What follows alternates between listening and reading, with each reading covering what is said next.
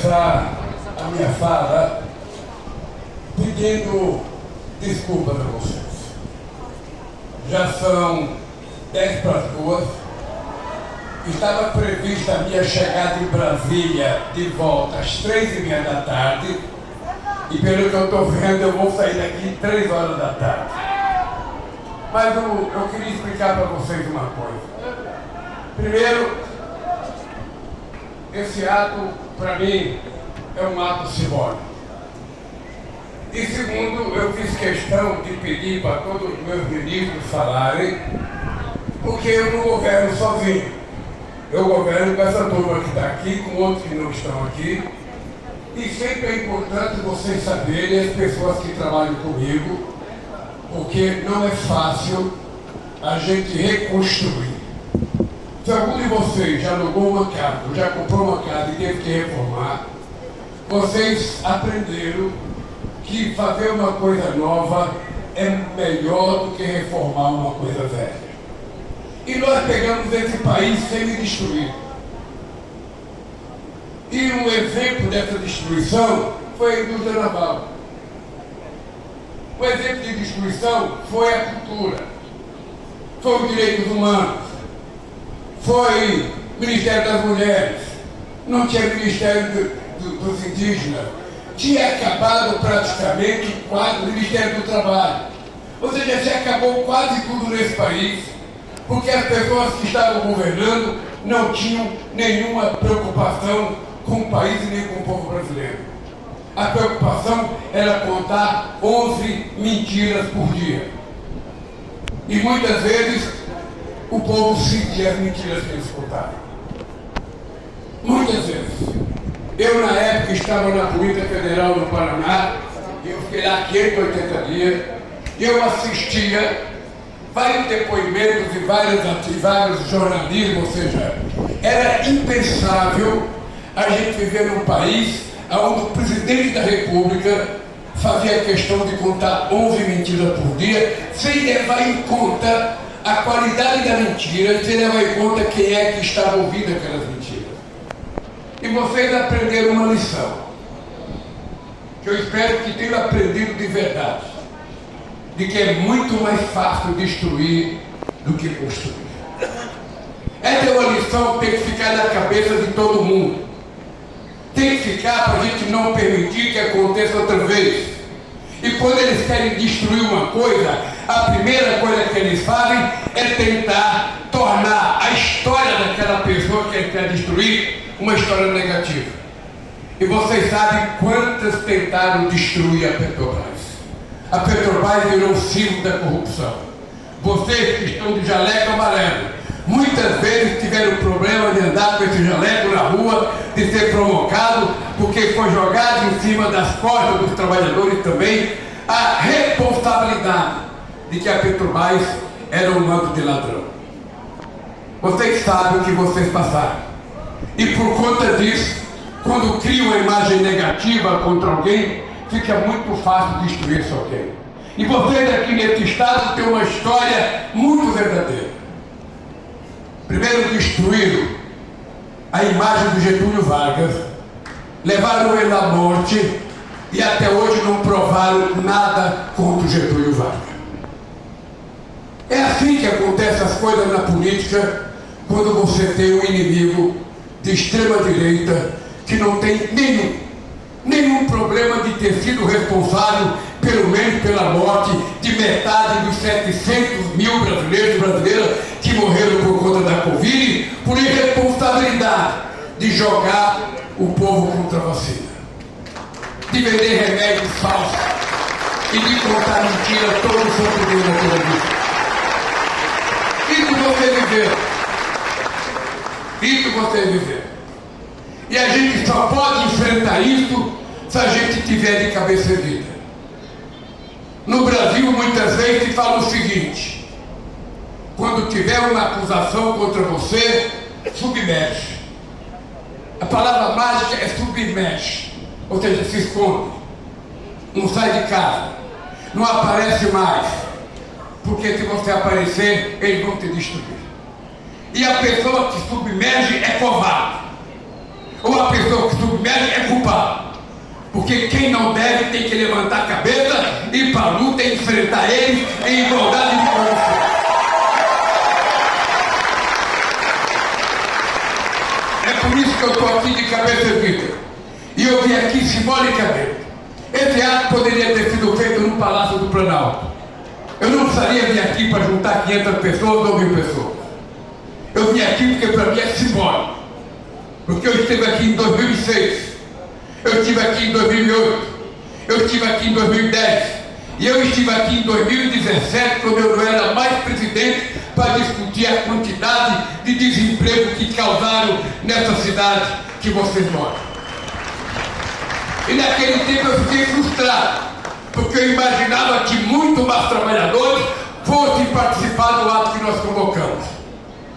E muitas vezes as pessoas não participam, ou porque estão com medo, ou porque não cumpriram, ou porque, quem sabe, acreditaram que o Lula era ladrão mesmo. Quem sabe? E eu não fico magoado com isso, porque eu acho que muitas vezes a gente não tem capacidade de falar o que as pessoas precisam ouvir. E muitas vezes a gente é o próprio culpado do que as pessoas acreditam da gente. E vocês sabem o que aconteceu com a Petrobras. Você sabe como a Petrobras foi demonizada? Porque ele tinha o objetivo de desmanchar a Petrobras. Aliás, eles querem isso desde 1950. Desde quando ela foi criada, eles trabalham contra a Petrobras. E já tentaram destruí-la muitas vezes. E eles perceberam que não poderiam destruir a Petrobras, porque ela está na alma do povo brasileiro. Eles resolveram fatiar. Resolveram vender pedaços da Petrobras. E começaram vendendo um grande pedaço, chamando BR, nossa distribuidora. E queriam vender muito mais, desmontar a África, a Petrobras na África, desmontar. Quando eu fui no Rio de Janeiro, estava vendendo sonda praticamente pronta para ser vendida como ferro velho, para o Gerdau transformar em outro produto qualquer. E muitas vezes a gente não levantou a cabeça para defender as coisas que a gente acredita. Muitas coisas a gente não levantou a cabeça. E eu lembro quando eu estava preso que vieram me propor um acordo. Lula, vamos fazer um acordo. Você vai para casa com tornozeleira eletrônica e está tudo resolvido. Eu falei, não, comigo não está resolvido. Eu sou filho de uma pernambucana que nasceu e morreu analfabeta. Ela me disse, meu filho, nunca baixe a cabeça. Nunca baixe a cabeça. Você sabe que uma pessoa está falando a verdade é pelos olhos da pessoa. E eu disse aos proponentes da proposta que eu iria para casa. Eu não vou para casa. Só vou para casa inocente. E quero que vocês saibam que eu não troco a minha dignidade pela minha liberdade. Que eu não vou colocar a tornozeleira porque eu não sou bom de correr. Eu não vou para casa porque minha casa não é prisão. Quem me prendeu, que me solte. E eu quero sair daqui de cabeça erguida. E cá estou eu, de cabeça erguida, presidente da República, pela terceira vez nesse país, por conta de vocês. E resolvi recuperar a Petrobras e recuperar a indústria naval. Porque também construir a indústria naval não foi uma tarefa fácil. Vocês sabem que desde 2002 a gente tem brigado pela indústria naval. Esse país tem 8.000 quilômetros de costa marítima. Esse país jamais poderia ter prescindido de uma indústria de cabotagem. Jamais. Jamais. Porque o que é ideal para um país como o Brasil é você o sistema de transporte, sabe, que você usa trem, que você utiliza navio, que você utiliza, sabe, caminhão. Um caminhão não precisa andar, sabe, 2.000 quilômetros com o carro em cima, ele pode andar 300 quilômetros. Então o Brasil, 95% do nosso transporte de exportação vai de navio. O Brasil é o maior país da América do Sul. Por que a gente não tem uma indústria naval poderosa? Por que a gente tem que comprar navio da Coreia, de Singapura, da China? Eu lembro, Magda, que um presidente da Petrobras chegou a dizer para mim em Salvador. Eu estava vindo do estaleiro, sabe, lá de Pernambuco, e ele falou, presidente, a gente vai comprar sonda, sabe, da Coreia. Eu falei, não vai comprar. Não vai comprar. Se você comprar, a mesma caneta que te colocou na presidência vai te tirar da presidência. Nós vamos ter que fazer aqui. E fiz uma carta para a indústria naval brasileira, perguntando se eles tinham ou não capacidade de fazer aqui. Eles disseram que não tinha. Pediram para mim comprar 12 fora e o restante fazer aqui no Brasil. E nós compramos 12 fora e depois começamos a fazer aqui. Agora a gente aprendeu uma lição. Eu precisava contratar engenheiro, sabe, ferroviário, e não tinha mais engenheiro. Esse país tinha passado de produzir, sabe o que? Trilho. Esse país tinha parado de produzir dormente. Eu aprendi que quando a gente começou a construir navio, a gente não tinha mais soldador especializado, porque não é uma solda qualquer soldar um casco de navio. E tivemos que trazer companheiros nossos brasileiros que estavam no Japão. O primeiro navio que a gente fez, a gente colocou na água, a gente descobriu que tem problema na solda. Tivemos que recolher esse navio e formar melhor o nosso soldador, para que a gente pudesse competir a nível internacional. Por que esse país tem que ser pequeno? Por que esse país não pode pensar grande? Por que esse país não pode competir em igualdade de condições com qualquer país do mundo? Nós já temos uma empresa como a Petrobras que não perde para ninguém em inteligência de prospecção de petróleo em águas profundas. Uma empresa que não tem quase nenhum incidente, uma empresa que não tem experiência de incidente. Por que a gente não aproveita essa tecnologia para a gente se transformar na maior empresa de petróleo do mundo? Ah, mas agora a gente está discutindo a transição energética, a gente não precisa mais de petróleo, agora é eólica, agora tudo bem. Eu sou contra o combustível fóssil, quando a gente puder prescindir dele. Enquanto a gente não puder, a gente tem que ter, porque é o dinheiro da Petrobras que vai ajudar a gente a fazer a revolução da transição energética. É com o dinheiro do petróleo que a gente vai conseguir fazer o biocombustível, o etanol, e que a gente vai poder fazer o hidrogênio verde e outras coisas mais. Então, companheiros e companheiras, esse país ele será do tamanho que a gente quiser. Vamos pensar um pouco maior. Vamos acreditar em nós mesmos. Vamos parar de acreditar naqueles que negam o Estado. O Estado não presta nada. O Estado é corrupto. O Estado não tem das contas. Eles só sabem vender isso. Como se os bons serviços fossem prestados por eles. Se não fosse o Estado brasileiro, a Covid tinha matado muito mais gente do que matou. Graças ao SUS, que foi tripudiado a vida inteira e que durante a Covid, o SUS se recuperou. Se não fosse a Petrobras, o Brasil era um importador de petróleo. Nós vendemos a BR, o que facilitou a vida do povo brasileiro? O que mudou, o que melhorou? O que baixou o preço da gasolina? Uma empresa de qualidade, orgulho nacional da distribuição de gasolina e de óleo diesel. Mas eles sempre estão vendendo a ideia, não é melhor se desfazer. E muitas vezes nós acreditamos. E quando a gente acredita, eles vão empurrando a gente para o abismo. E esse país não é um país qualquer. Esse país é muito grande.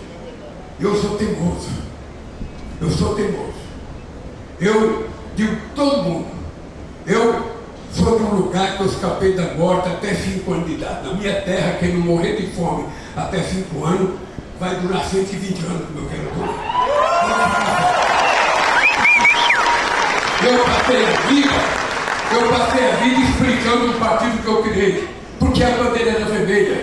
Por que tinha uma estrela branca? Por que eu tinha barba? Estava tudo, passei a vida inteira explicando. Por que eu quero construir indústria naval? Por que eu quero recuperar? Eu quero recuperar porque um país que tem uma bela indústria naval, ele se torna competitivo no comércio internacional, que tem 90% de coisa feita por transporte marítimo. E o que a Magda vem anunciar aqui é apenas o começo. Eu fui no Rio de Janeiro na semana passada, estou aqui hoje, na próxima semana nós vamos para o Espírito Santo, na outra semana vamos para Santa Catarina, na outra vamos para a Bahia. Ou seja, porque daqui para frente eu vou visitar até fábrica de palito de fósforo. Eu quero mostrar que esse país não tem volta. Esse país não tem volta. E não acredite nessa bobagem da macroeconomia. a economia não vai crescer, a economia não vai crescer. Deixa a bola rolar. Nós entramos no governo, a economia cresceu 0,8%. Cresceu 3,2%. O ano passado ia crescer 1,5%, vai crescer 3,8%. E pode se preparar que vai crescer mais agora. Pode se preparar. É importante lembrar que quando eu deixei a presidência, a economia crescia 7,5%. De lá para cá, ela nunca mais cresceu acima de 3%. Precisou nós voltarmos para ela crescer acima de 3% e de lá para 3%. Porque o que faz a economia girar não é apenas o dinheiro que a gente empresta para os empresários, não é apenas a quantidade de bilhões que a gente anuncia, é a quantidade de bilhões que roda junto ao povo mais humilde. O que roda, o dinheiro que circula na mão do povo. O povo, quando pega R$1.000, ele não vai comprar dólar, ele não vai depositar no banco, ele vai comprar o que comer, vai comprar o que vestir, vai comprar o que passar, ele vai levar a vida da sua família. O dinheiro começa a circular, o comércio quer, o comércio compra, a indústria produz mais, gera mais emprego, mais comércio, mais salário. É esse país que nós vamos construir. Olhe para a microeconomia desse país, sem desprezar mais. Mas é na microeconomia que a gente vai salvar esse país. Eu quero pouco dinheiro na mão de muitos e não muito dinheiro na mão de poucos. É isso que eu quero ter. É isso que nós queremos ter. Eu quero dinheiro rodando na mão do povo. Seja 5 mil, 10 mil, 11 mil, 2.500 reais. Eu quero dinheiro circulando na mão do povo. E você pode ter certeza que não é milagre, não. Não é que eu tenho sorte, é que eu tenho juízo. Eu vim lá de baixo. Eu sei o que é R$100 na mão do pobre. E sei o que é 1 milhão na mão do rico. O do pobre vai produzir muito mais. Então é isso que nós temos que entender. Sabe, eu sou de uma época em que eu não pude estudar. Eu não tinha condição de estudar. Eu precisei trabalhar com 11 anos de idade. Hoje eu não quero que um moleque de 11 anos trabalhe. Eu quero garantir que ele estude. Porque esse país, como diz Vitória, tem que ser exportador de inteligência, de conhecimento, e não só de forma de minério de ferro. É por isso que eu não tenho diploma universitário. Sou o presidente que mais investiu em universidade, mais investiu em escola técnica, porque para nós a educação é a essência do crescimento desse país. E para nós não é só o trabalho de carteira assinada, não.